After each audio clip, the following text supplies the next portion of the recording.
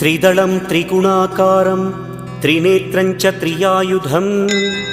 त्रिजन्म पापसंहारम् एकबिल्वं शिवार्पणम् त्रिशाखैः बिल्वपत्रैश्च अच्छिद्रैः कोमलैः शुभैः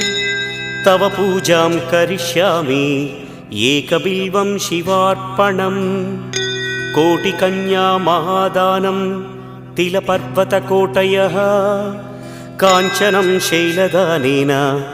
एकबिल्वं शिवार्पणम्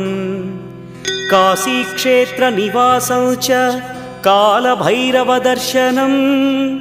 प्रयागे माधवं दृष्ट्वा एकबिल्वं शिवार्पणम् इन्दुवारे व्रतं स्थित्वा